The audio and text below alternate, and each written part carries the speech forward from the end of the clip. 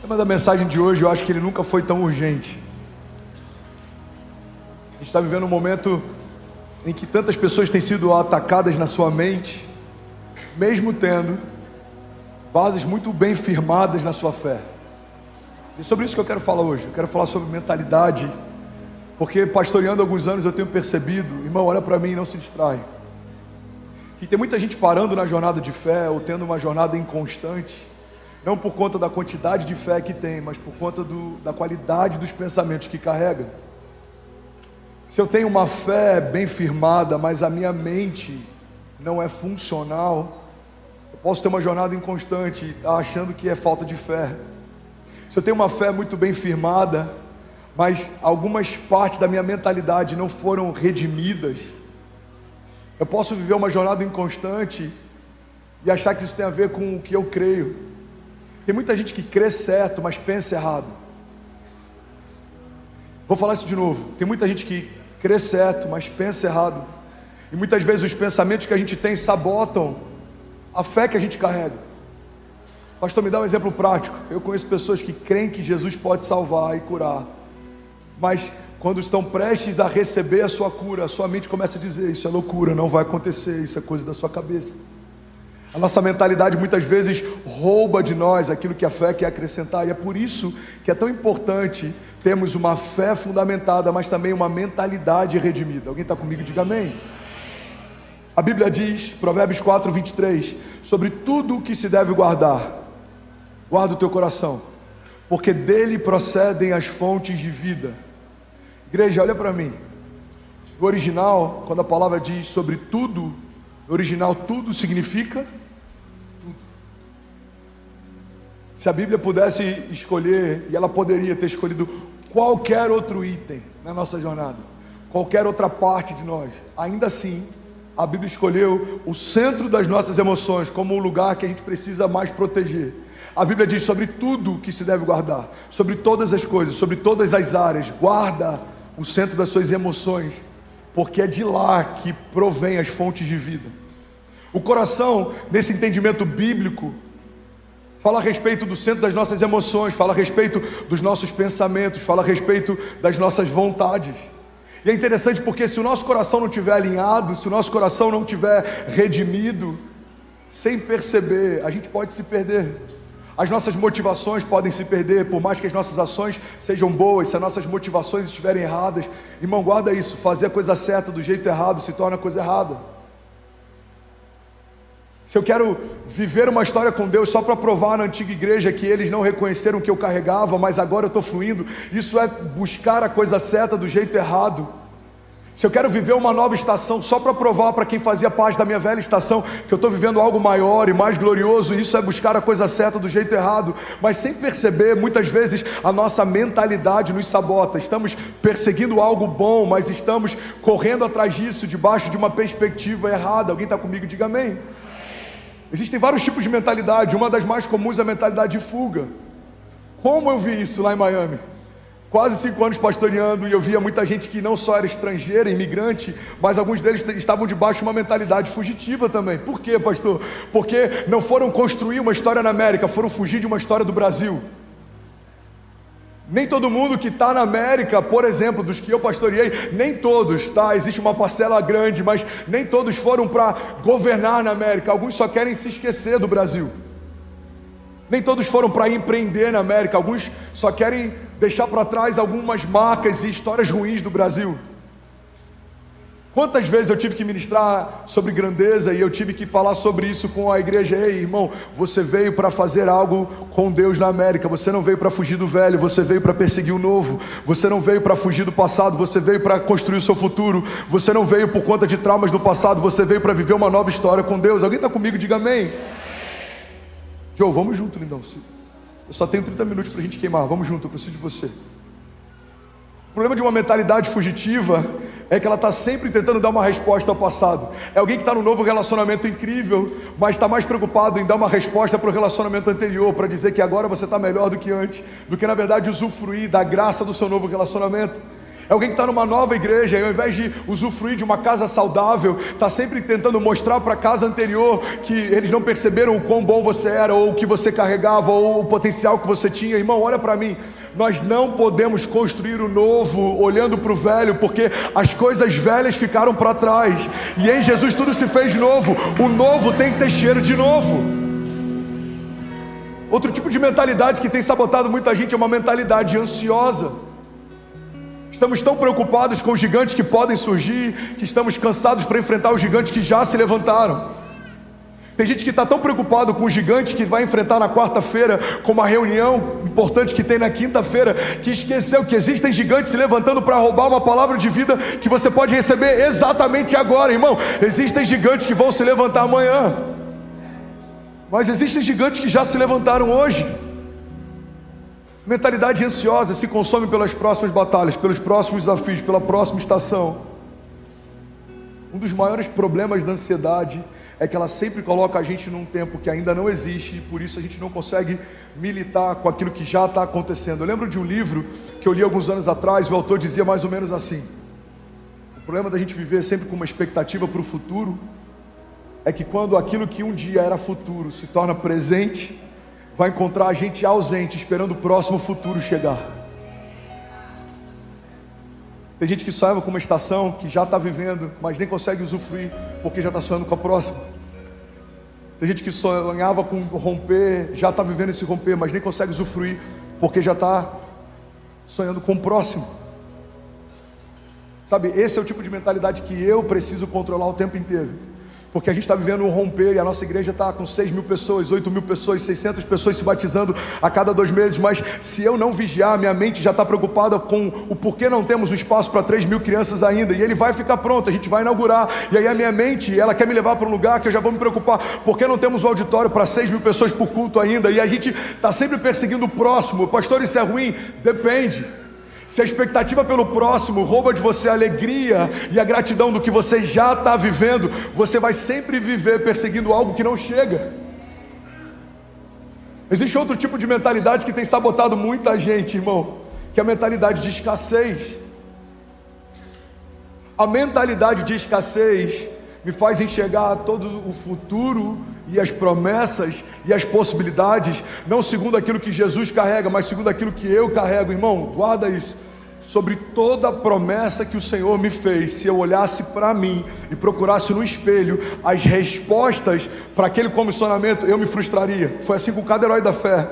Deus chama Moisés, Moisés olha para si e ele fala para Deus: Deus, mas quem sou eu?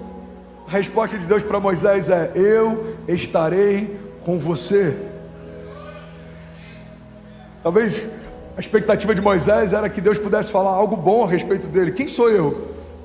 Moisés, você é o cara, você foi preparado para esse tempo, você foi ensinado para esse tempo, você é forte, você é corajoso. Não é isso que Deus fala. Em outras palavras, é como se Deus falasse: Moisés, eu sei que você não tem o que precisa, mas eu quero te lembrar, eu estarei com você. Mentalidade de escassez, ela olha tudo a partir de uma perspectiva de falta. Guarda isso, irmão. Deixa eu abrir um parênteses aqui para empreendedores. Tem alguém que é empreendedor aqui? Eu tenho um desafio no meu time, porque eu sempre quero trazer uma visão ou algo criativo, e sempre tem pessoas que querem criticar a visão enquanto ela está sendo gerada. Você conhece alguém assim? Você nem começou a sonhar, alguém já está dizendo que é impossível fazer. Aí alguém comentou comigo uma dinâmica que o Walt Disney usava para criar, e aquilo ressignificou tanta coisa dentro de mim. E esse parênteses aqui, por mais que não seja necessariamente ligado à palavra, pode abençoar alguém que está aqui. Ele tinha uma sala, e a primeira sala era uma sala mais lúdica. E nessa primeira sala, ele entrava lá só para sonhar. Então eles pensavam em coisas incríveis, em coisas extraordinárias, em coisas extravagantes, em coisas autênticas. Depois que eles saíam dessa primeira sala, parte do time ia para a segunda sala. E nessa segunda sala, era a sala onde eles operacionalizavam a visão. Como a gente vai tirar do papel? Como a gente vai fazer isso acontecer? Como a gente consegue cumprir isso? E existia uma terceira sala. A terceira sala era a sala da crítica. E a sala da crítica é quando aquilo que foi sonhado, visionado, já foi operacionalizado, já foi esquematizado. Agora eles iam para um lugar onde eles pensavam tudo que poderia dar errado. E se isso aqui acontecer? E se esse cenário acontecer? E se isso aqui acontecer? E sabe o que é interessante? Muitas vezes A gente está debaixo de uma mentalidade de escassez tão grande que quando Deus nos dá uma visão extraordinária, a gente já leva direto Ele para essa sala, para dizer: Deus, você não está entendendo, eu não tenho o que precisa para viver o que você está me mostrando. Eu não sei o que eu precisaria saber para viver o que você está me dizendo. Eu não sei, eu não tenho, eu não posso. Irmão, mas guarda isso, se Deus está te mostrando algo, não é necessariamente porque você tem, sabe ou pode, mas é porque Ele tem, Ele sabe, Ele pode e Ele quer te levar até lá. Muitas vezes o como está roubando da gente o quem. Como vai acontecer? Eu não sei, mas quem prometeu é fiel para cumprir. Como vai se abrir? Como? Eu não sei, mas quem disse que vai abrir, Ele é poderoso para fazer. Irmão, esquece o como, confia no quem. Como vai ser? Como vai se sustentar? Como vai se pagar? Como vai se cumprir? Como? Eu não sei, o como eu não sei. Abraão também não sabia. Deus só deu um comando: sai da sua terra e vai para o lugar que eu vou te mostrar. Pedro também não sabia. Jesus só disse: larga tudo e vem me seguir, eu vou te tornar pescador de homens. Talvez até aquele momento ele nem soubesse muito bem o que significava pescar homens. Mas ele não parou para gastar tempo com como, ele gastou tempo com quem. Se esse cara com uma palavra fez o que eu acabei de ver fazendo, imagina caminhando ao lado dele o que eu não vou ver. Mentalidade de escassez, ela sempre leva a gente para sabotar promessas e impossibilidades a partir de uma falta. Eu não tenho, eu não posso, eu não sei. Mas Deus tem, Deus pode, Deus sabe. Ele é poderoso para fazer infinitamente mais. Alguém aqui nessa noite, do que tudo aquilo que pedimos ou pensamos, segundo o seu poder que em nós atua. O recurso que você vai acessar não é seu, é dele. Eu preciso de criatividade, pastor. Onde eu procuro? No Deus Criador.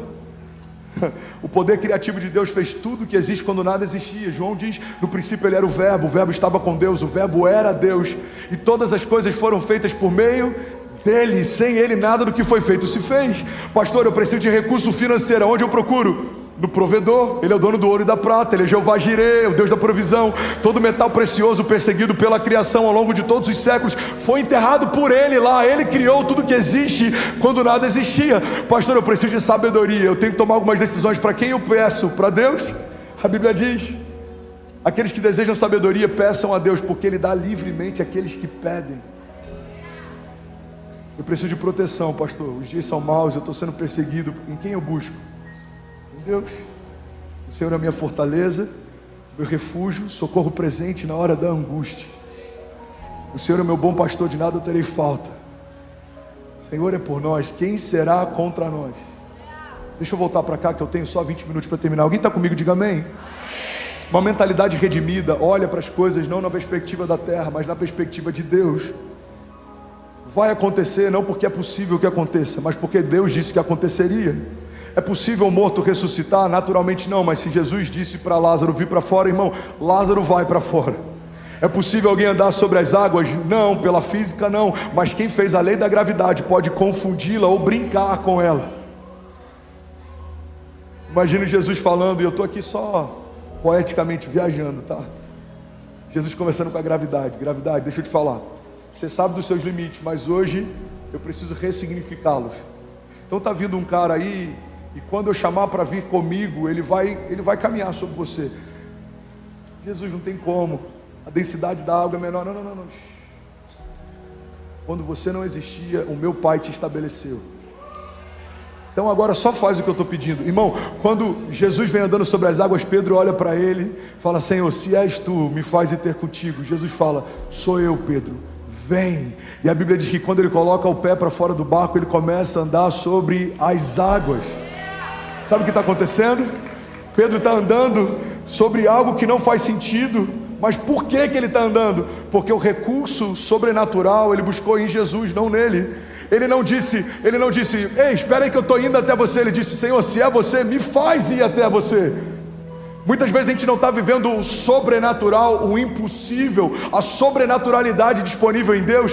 Por quê? Porque a nossa mentalidade de escassez está sempre esperando o melhor cenário possível dentro daquilo que é possível. Irmão, Deus não é o Deus do melhor cenário possível, Deus é o Deus do impossível. Quando dizem não dá, Ele fala: eu só estou começando. Quando dizem não tem como, não tem jeito, a última palavra continua sendo minha, diz o Senhor. Alguém está comigo? Diga amém. Só que quantas vezes, mesmo a gente crendo no Deus do sobrenatural, buscamos em Deus uma resposta natural que seja pelo menos a melhor possível. Eu tenho um diagnóstico médico contrário. Cara, eu vou esperar pelo menos o melhor cenário possível. Não. Você tem que esperar o impossível.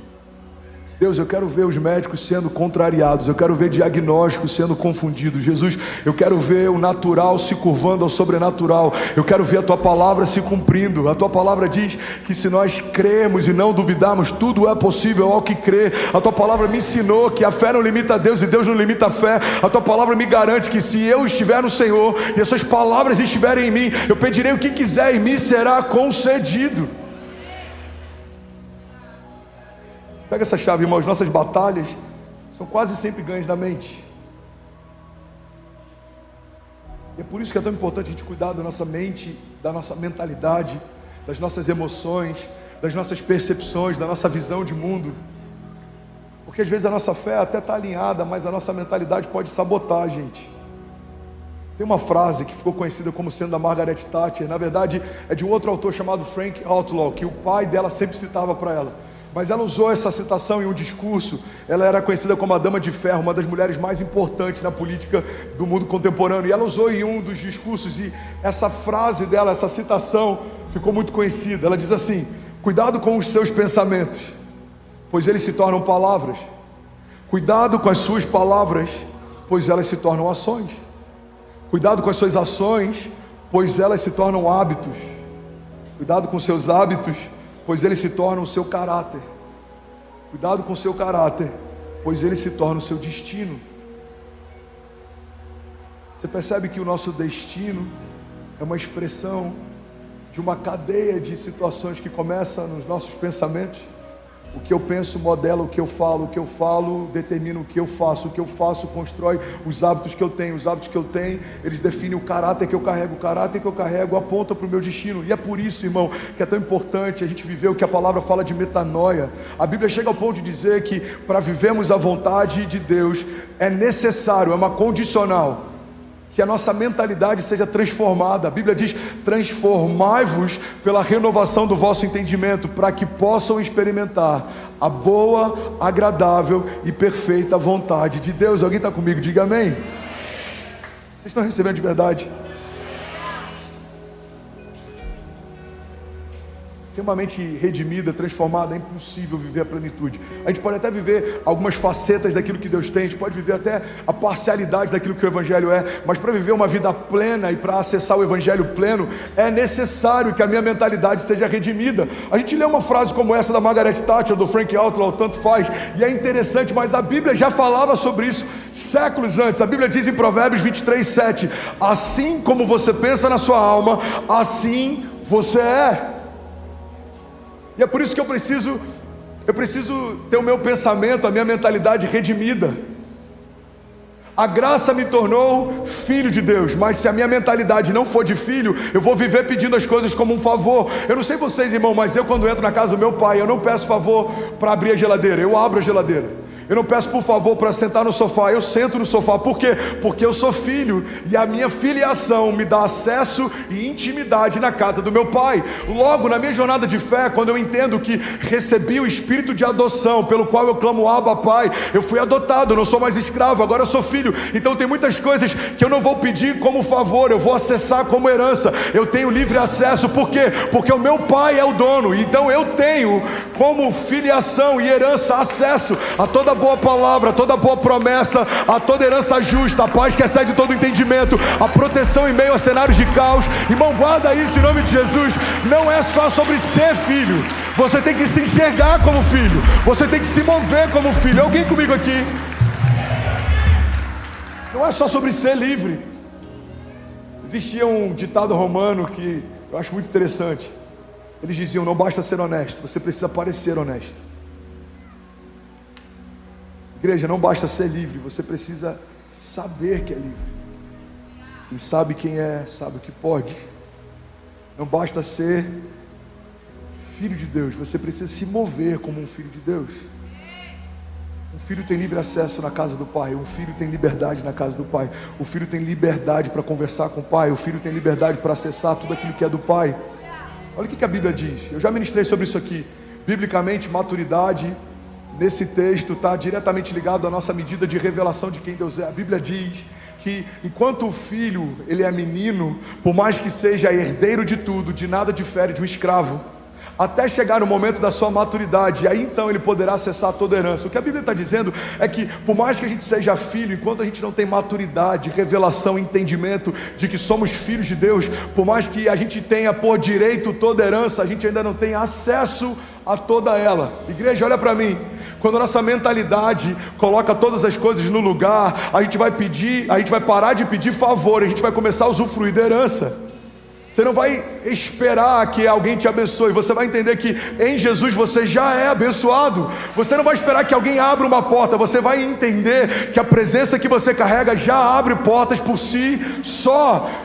Lembra que a gente falou algumas semanas atrás? É como uma porta automática de shopping. Por que as portas de shopping se abrem automaticamente?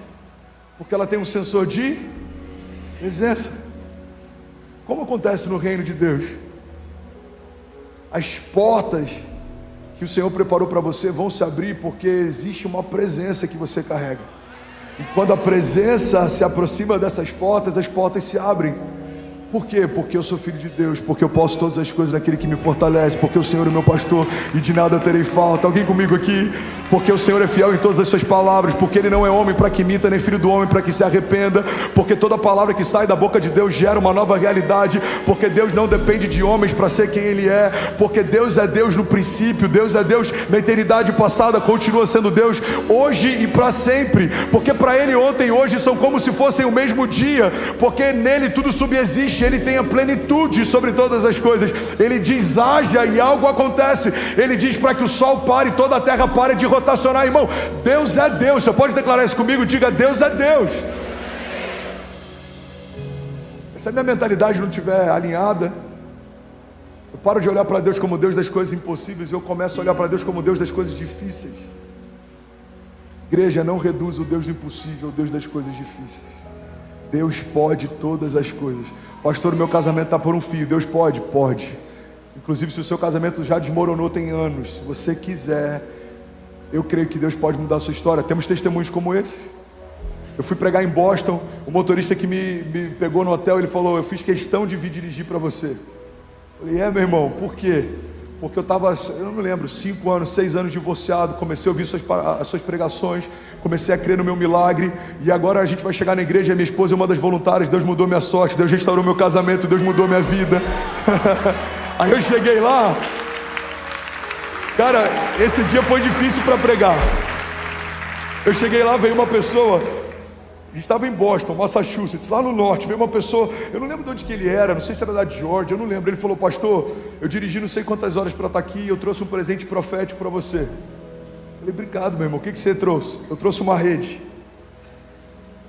Eu quero ministrar descanso sobre a sua vida, porque eu estava divorciado, irmão, o mesmo testemunho, eu estava divorciado, Deus mudou a minha sorte, minha família está restaurada, meus filhos estão brincando no kids. Irmão, olha para mim, Deus não é o Deus só que entra em cena quando as coisas são difíceis. Deus é aquele que dá uma palavra até quando a esperança já se foi. Lázaro não estava morto há alguns minutos, Lázaro não estava doente ou moribundo, não, Lázaro já havia morrido faz 4 dias.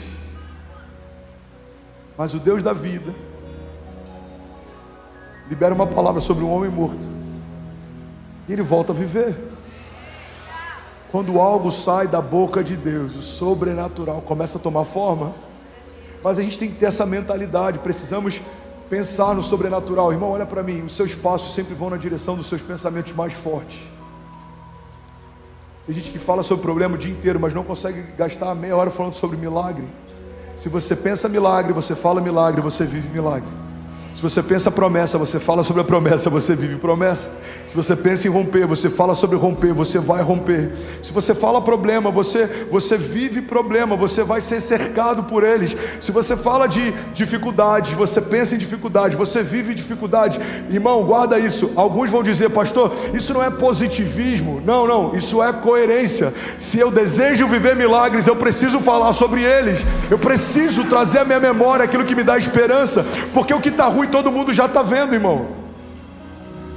Chamado profético da igreja não é para falar sobre o que todo mundo vê, é sobre falarmos aquilo que o mundo ainda vai ver. Falamos sobre uma igreja que hoje muita gente está vendo quando ela não existia. Falamos sobre um Kids que hoje nem a gente ainda está pisando, mas em algum momento ele vai existir. Já falamos sobre cultos como esses, quando parecia impossível, hoje se tornaram naturais. Todo visionário precisa caminhar debaixo de uma vocação, de um encargo profético. Você vê o que ninguém viu, você fala o que ninguém falou, e você vai viver o que ninguém ainda viveu, porque fomos chamados para fazer história. Alguém comigo aqui nessa noite? Aleluia, aleluia. Se for para Jesus, você pode fazer melhor.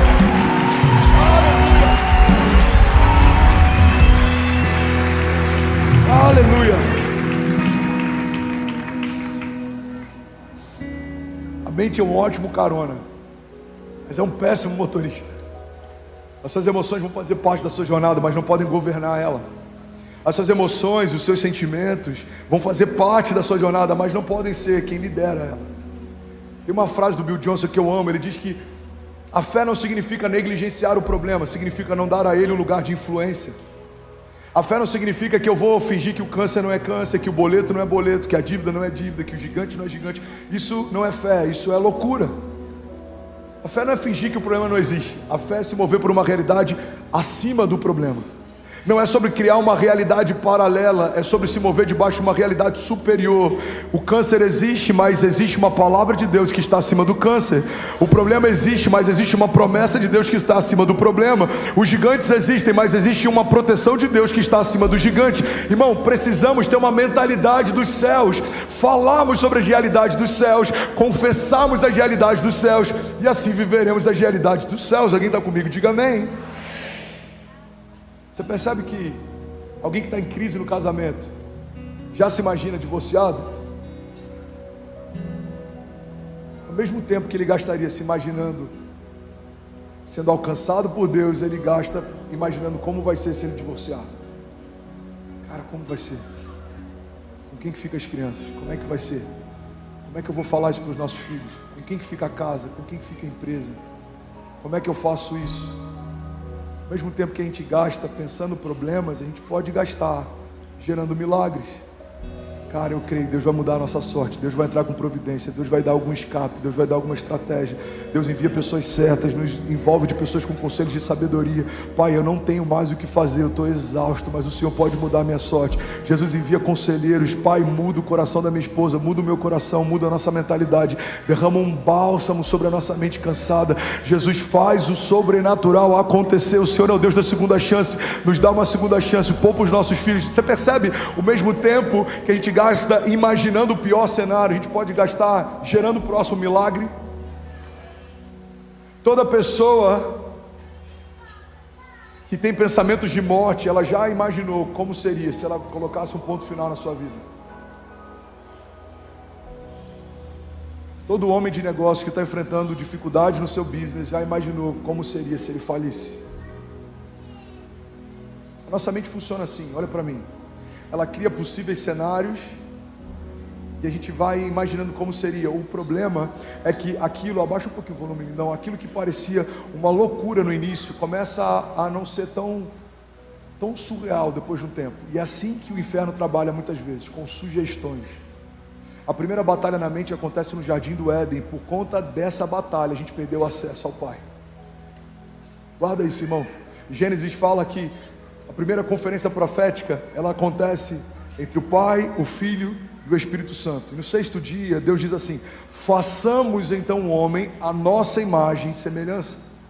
Mas a Bíblia diz que tempos depois, Eva é tentada pela serpente, e a serpente trabalha com uma sugestão. A serpente não obriga Eva a fazer, a serpente não faz por Eva, mas ela só sugere. Ela diz: olha, se você comer do fruto, você vai ser como Deus é.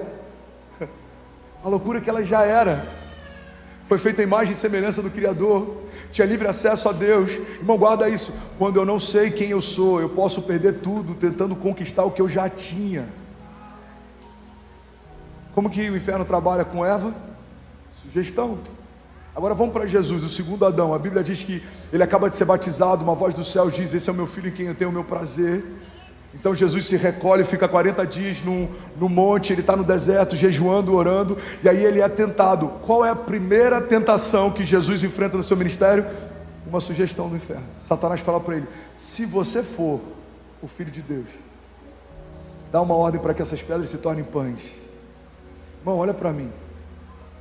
Se o pecado que roubou da gente acesso ao Pai, se Satanás tentou Jesus no início do seu ministério, o que faz a gente acreditar que a nossa mente não vai ser tentada com sugestões o tempo inteiro?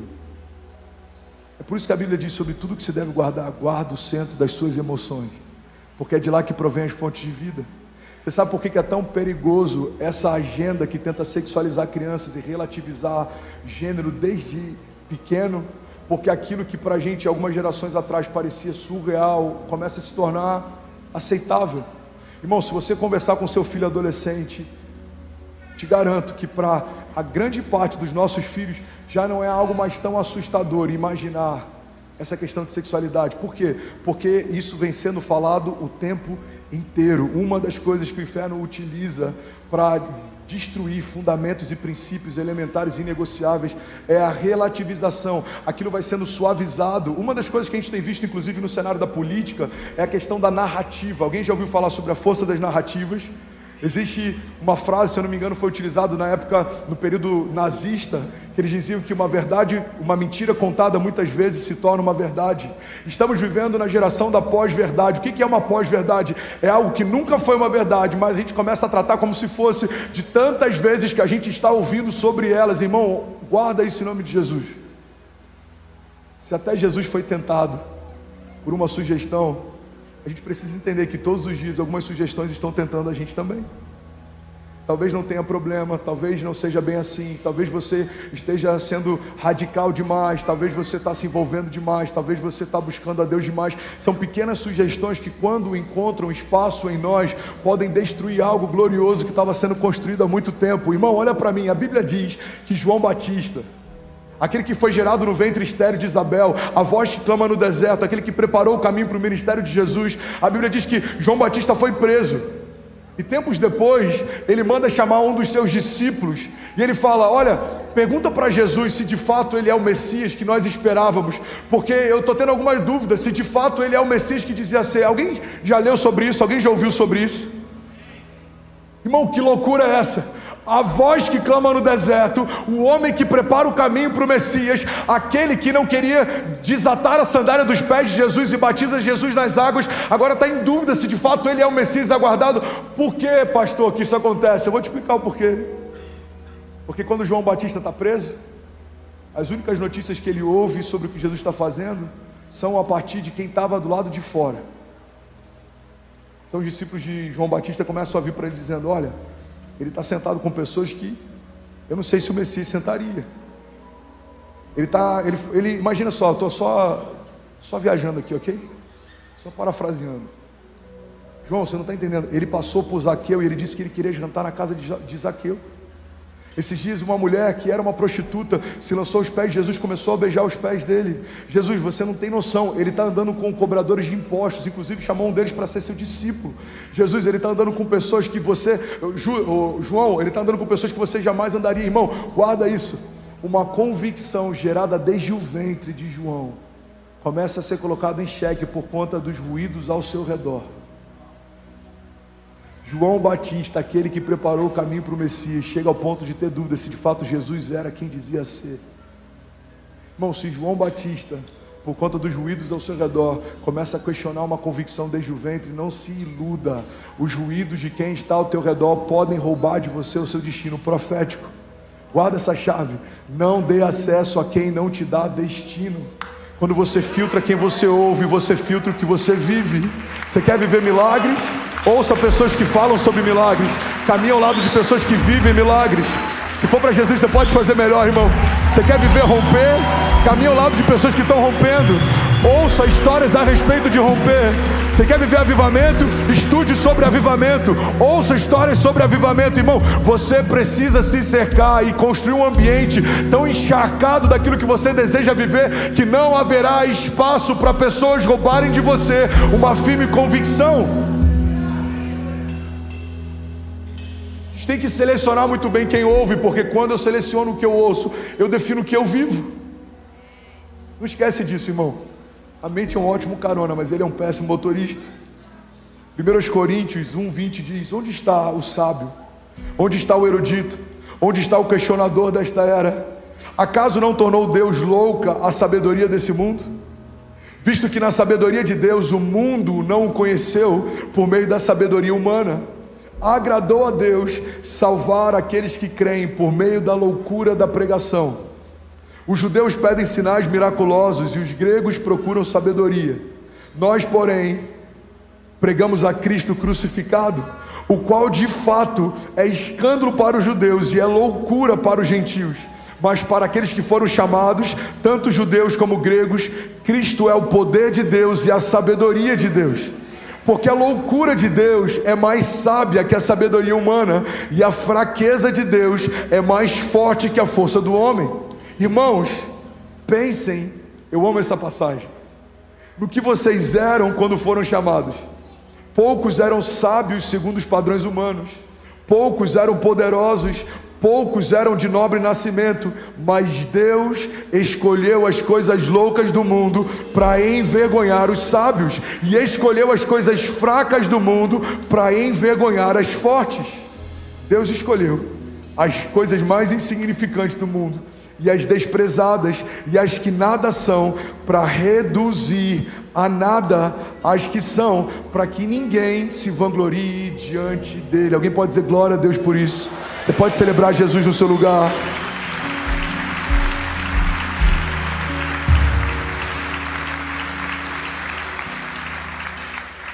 O que 1 Coríntios está dizendo? Se a gente quer viver uma jornada de fé, a gente tem que aceitar a ideia de que toda proposta de Deus vai parecer loucura para o mundo, mas vai acontecer porque é Deus quem está propondo. Então olha para mim, se você quer romper, você precisa aceitar a ideia de que as contas não vão fechar, de que você não vai ver sentido no que Deus está te pedindo para fazer, mas a única segurança que você tem é a essência, a origem de quem está te chamando. Quando Deus chama Noé para construir uma arca, não fazia sentido, ele nunca tinha visto, a chuva nunca tinha vindo. Segundo algumas linhas teológicas, até aquele momento não havia chuva dos céus, porque no jardim havia uma como é que eu vou dizer? Jesus. Névoa, obrigado, vou usar esse termo, eu tentei não utilizá-lo, mas vai ter que ser. Tinha como se fosse uma névoa do solo, e as gotículas vinham debaixo da terra para nutrir toda a plantação. Então, alguns teólogos acreditam que a primeira vez na história que a chuva entra em cena é durante um dilúvio. Irmão, Deus pede para Noé construir algo que ele nunca tinha construído, por um tempo que ele nunca tinha vivido, mas por que ele faz? Porque é Deus quem está falando. Abraão ouve de Deus um pedido: sai do lugar que você está confortável, do meio da sua família, e vai para um lugar que eu vou te mostrar, e eu ainda não vou te dizer qual é. Por que ele fez o que fez? Porque era Deus quem estava falando. José é vendido pelos irmãos. Irmão, você tem noção do que alguém da tua família te vendeu como escravo? José é vendido pelos irmãos, fica anos prisioneiro. Mas por que ele não desistiu de confiar e aguardar pela promessa? Porque era Deus quem estava falando. Você percebe que faz sentido, ao invés da gente gastar tanto tempo questionando o nosso futuro, a gente gastar mais tempo discernindo a fonte das nossas expectativas? Se aquilo que você tem aguardado, irmão, foi uma promessa que saiu da boca de Deus, tenha certeza, quem prometeu é fiel para cumprir. Mas se aquilo que você está aguardando ansiosamente é só uma ideia sua, não tenha tanta certeza se de fato isso vai acontecer. Alguém me perguntou certa vez: pastor, como que eu posso saber a diferença entre insistência e persistência? É simples, tem que saber só se você tem uma palavra. Se você tem uma palavra, você está sendo persistente. Se você está tentando algo sem ter de Deus uma palavra, você está sendo insistente. Noé tinha uma palavra, José tinha uma palavra, Davi tinha uma palavra, Abraão tinha uma palavra, Moisés tinha uma palavra, irmão, Jesus tinha uma palavra. A Bíblia diz: pela alegria que lhe fora proposta, suportou a vergonha e a dor. Olhem bem para ele, para que vocês não desanimem. A Bíblia fala a respeito de Jesus. Por que Jesus suportou tanta vergonha e humilhação e dor? Porque havia uma alegria proposta. A Bíblia diz que chega um ponto que Jesus fala: Pai, se possível for, afasta de mim esse cálice, mas todavia seja feita a tua vontade, não a minha. O que você precisa, irmão, para não desistir, não esmorecer, não parar, não desanimar? Você só precisa de uma palavra. Eu preguei sobre isso na semana passada, o poder de uma palavra de Deus. Eu queria em nome de Jesus que a gente saísse daqui debaixo desse entendimento. Pai, eu preciso de uma renovação na minha mente, e eu preciso me mover por uma palavra mais do que por qualquer coisa. Eu quero as suas palavras mais do que as propostas, eu quero me mover pelas suas promessas mais do que pelos cenários, eu quero me mover pelo que você fala mais do que pelo que os outros acham. Jesus, eu não me importo mais com o que os outros acham, eu prefiro uma palavra tua do que um bom plano. Jesus, eu não preciso mais de afirmação ou de aprovação. A aprovação dos outros não me move, a rejeição dos outros não me para. Se o Senhor disser que vai acontecer, eu creio, já aconteceu. Se o Senhor disser que vai abrir, eu creio, já se abriu. Se o Senhor disser que vai prover, eu creio, já proveu. Porque basta uma palavra sua e o sobrenatural se torna o meu novo natural. Quando a sua boca fala algo sobrenatural acontece. Salmos 37:30 diz: a boca do justo profere sabedoria, e a sua língua fala conforme a justiça. Ele traz no coração a lei de Deus, e ele não pisará em falso. Eu vou finalizar aqui, eu quero que você guarde isso. Se nós nos movemos por fé, precisamos entender fundamentalmente o que a fé significa. O que é fé, pastor? Fé é pensar o que Deus pensa e falar o que Deus fala. A fé é enxergar o mundo não pela minha perspectiva, mas pela perspectiva dele. A fé é entender que tudo que parece impossível para mim não é impossível para ele. A fé é não me mover mais pela lei da gravidade, mas por uma palavra. A fé é não me mover mais pelos indicativos financeiros do lugar que me cerca, mas por uma palavra. A fé significa que todas as coisas são possíveis àquele que crê. A fé significa pensar o que Deus pensa e falar o que Deus fala. Mas muitas vezes a gente quer viver uma jornada de fé, mas a gente quer se mover por aquilo que a gente acha que é possível. Igreja, olha para mim, o que você acha não vai mudar a tua história, mas aquilo que Deus pensa vai. A palavra de Deus diz: eu bem sei os pensamentos que eu tenho a respeito de vocês, diz o Senhor, pensamentos de paz e não de mal, para te dar o fim que você deseja. Irmão, muitas vezes eu tenho que calar as opiniões que o André tem sobre o que o André está vivendo, para lembrar o André das palavras que Deus liberou sobre ele, porque a minha mente o tempo inteiro tenta me sabotar, dizendo: cara, não vai acontecer, é grande demais, é pesado demais, é caro demais, é desafiador demais, tem gente de menos, tem voluntário de menos, tem pastores de menos, tem suporte de menos, a cidade é muito grande, o desafio é muito grande, os inimigos são muitos, você é pequeno, você está cansado, a sua família precisa de você, mas eu preciso parar de ouvir as opiniões que a minha carne tem e ouvir os pensamentos que o meu Deus já liberou. Eu sou contigo, eu vou cumprir, eu vou fazer, eu vou suprir, eu vou sustentar, eu vou abrir, eu vou calar os seus inimigos, eu vou confundir os que tentarem te confundir, eu vou parar os que tentarem te parar. Eu sou o seu Deus, eu sou o seu Pai, eu sou bom em todo tempo, a minha fidelidade te basta, a minha bondade te guarda. Aleluia. A gente tem que escolher, irmão. Jornada de fé é uma escolha. Ou a gente se move por aquilo que a gente acha, ou a gente se move por aquilo que Deus fala. Vamos ser sinceros, se perguntassem para os discípulos sobre Lázaro, Lázaro jamais teria ressuscitado. A Bíblia diz que Jesus escolhe voltar pelo mesmo caminho que ele tinha ido, e ele quase foi apedrejado por esse caminho. Então os discípulos chegam para Jesus e tentam convencê-lo de não ir. Eles falam: Senhor, já faz 4 dias, Lázaro está morto, não tem mais o que fazer, a gente vai ser apedrejado, deixa essa ideia de lado. Os mesmos que questionam quando parece loucura, comentam depois que acontece. Cara, você não tem noção. Jesus falou para Lázaro: vem para fora, e ele foi para fora. Irmão, você não está entendendo, já estava fedendo o túmulo, já tinha gente chorando lá de fora, as carpideiras estavam envolvendo a gente, a multidão estava revoltada, a irmã de Lázaro estava revoltada com Jesus, ele se atrasou, estava todo mundo questionando por que ele não veio antes, e ele disse: vem para fora, e Lázaro foi para fora. Irmão, guarda isso. A multidão que questiona os seus milagres vai contar os seus testemunhos. o ambiente que viu os seus desafios vai contar seus testemunhos.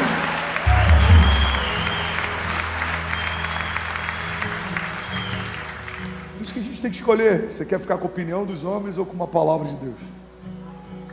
Você quer ficar com um sentimento ou você quer ficar com uma palavra de Deus? A Bíblia diz: não nos movemos por aquilo que vemos, mas por aquilo que cremos.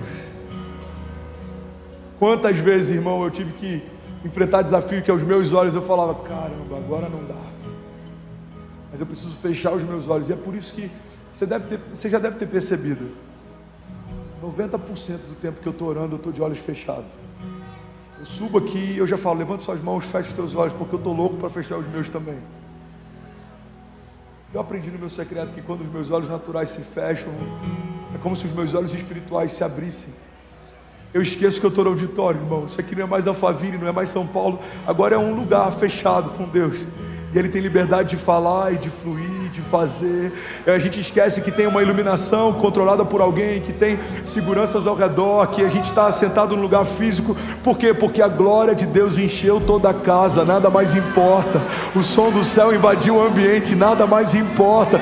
O cheiro de Deus está invadindo todo o ambiente, nada mais importa. Os nossos inimigos permanecem sendo inimigos, os nossos gigantes permanecem sendo grandes, mas o nosso Deus permanece sendo Deus. Não há outro Deus, nunca se ouviu e nunca se viu outro Deus além do nosso, que trabalha para aqueles que nele confiam. Deus é Deus, irmão. Deus é Deus. Mas não dá para discernir um Deus sobrenatural através de olhos naturais. A Bíblia diz que o homem natural discerne as coisas naturais, mas o homem espiritual discerne as coisas espirituais. Declare com autoridade, diga: fé, pensar o que Deus pensa e falar o que Deus fala. Você precisa pensar o que Deus pensa. Seu casamento está em crise, pensa o que Deus pensa sobre o casamento. Seus filhos estão revoltados, é uma fase difícil, pensa no que Deus fala a respeito de filhos. Os meus filhos serão como flechas liberadas sobre as nações, não serão motivo de vergonha.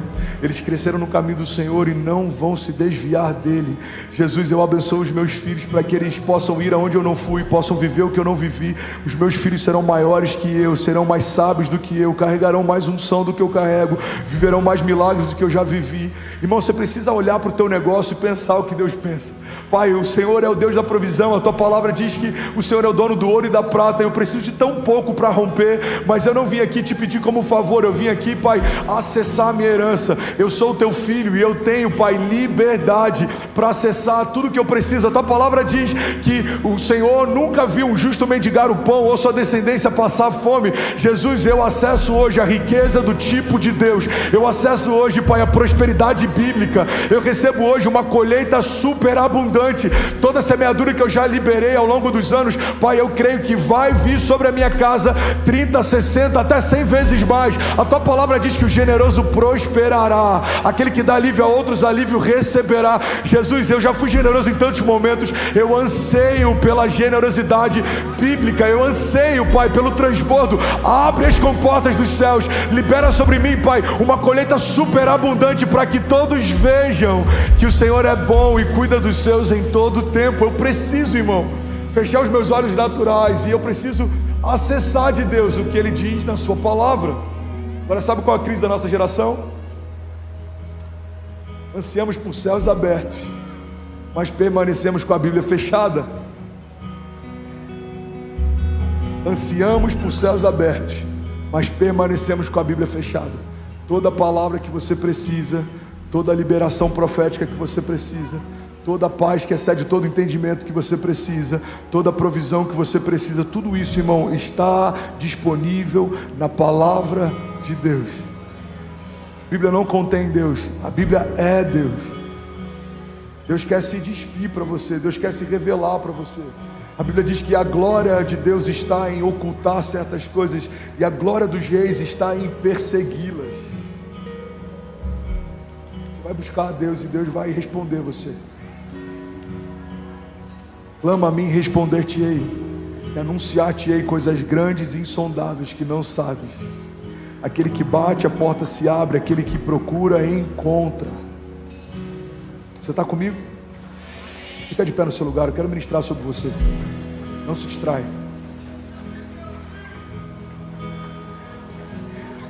Ainda bem que eu vim, Jesus. Quantos receberam algo de Deus aqui nessa noite? De verdade. Sabe, alguns anos atrás eu estava numa igreja chamada Gateway. Ela fica em Dallas, no Texas. Foi a minha primeira viagem, se eu não me engano, para os Estados Unidos. Eu fui participar de uma conferência de liderança. Olha para mim, não se distrai. Tinha um painel de líderes. E nesse painel estava o pastor dessa igreja. Essa igreja é uma das igrejas mais extraordinárias que existem hoje. E estava lá o pastor da Gateway, se chama Robert Morris. E estava o Craig Rochelle, da Life Church. Estava o Brian Houston, da Houston. E tinha mais alguns outros pastores extraordinários de grandes igrejas. E ele falou algo, irmão, que aquilo ali me impactou tanto. E eu queria liberar isso sobre a sua vida. E eu creio que isso vai mudar a vida de alguém aqui. Você está comigo? Diga amém. Ele abriu o coração dele nesse painel e ele disse: sabe, a gente começou a viver um romper tão grande na igreja. Era tão grande, Danilo. Era tão rápido, era tão avassalador, que aquilo começou a me assustar. E aí, pastor, ele disse que ele começou a olhar para aquilo e ele começou a ter, não só temor, mas ele começou a ter medo. Era grande demais. E aí um dia no secreto dele ele falou: Deus, isso é grande demais para mim. E aí ele diz que Deus respondeu para ele: filho, sempre foi grande demais, mas sempre fui eu quem fiz. Guarda isso, irmão. Tudo que é de Deus para a gente sempre é grande demais para a gente, mas é sempre Ele quem faz. Talvez você está vivendo um desafio, talvez seja o seu desafio que parece grande demais. Você vai dizer para Deus: Deus, esse gigante é grande demais. Ele vai te responder nessa noite: filho, sempre foi grande demais, mas sempre fui eu quem lutei por você. Deus, as afrontas são grandes demais, o inimigo está me cercando de todos os lados, ele está tentando me parar. Filho, as afrontas sempre foram grandes demais, mas sempre fui eu quem poupei você. A mentalidade, irmão, do tipo de Deus, entende que assim como os desafios e tudo que a gente enfrenta, a gente precisa apresentar para Deus. A gente entende que toda a glória do que a gente vai viver também é dele. Deus, essa igreja é sua e a glória é tua. Jesus, esses inimigos que me cercam não são meus e a proteção vai vir do Senhor. Jesus, toda palavra contrária está vindo para tentar me parar, porque eu sou o seu filho. O inferno sabe o quanto você me ama, por isso eu te peço, me guarda, porque eu não sei, eu não posso, eu não consigo, mas o Senhor sabe, o Senhor pode, o Senhor consegue. A minha confiança está no Senhor, a minha dependência vem do Senhor, a minha provisão vem do Senhor. Toda palavra que o Senhor me deu até hoje é o que me sustentou no dia mal. Jesus, tudo que eu tenho foi o Senhor quem me deu, tudo que é bom e eu carrego foi o Senhor quem me deu. Eu amo porque o Senhor me amou primeiro. Eu tenho fé porque a minha fé veio por ouvir a palavra que sai da sua boca. Jesus, eu tenho ousadia porque o Senhor me tornou ousado. Eu caminho em coragem porque o Senhor me deu porção de coragem para enfrentar. A tua palavra diz que os ímpios fogem sem que haja ninguém a persegui-los, mas os justos são ousados como um leão. Jesus, eu descanso em paz, porque o Senhor tem para mim a paz que excede todo entendimento. Eu posso não entender como vai ser, eu posso não entender qual é o final da história, mas eu sei que o meu Pai é um bom pastor e de nada eu terei falta. Podem 1000 cair ao meu lado, 10.000 à minha direita, mas eu não serei atingido. A tua vara e o teu cajado me consolam, me guardam, um lugar seguro o Senhor preparou para mim e para minha casa. Mesmo que os ventos sejam fortes, nós não vamos sucumbir.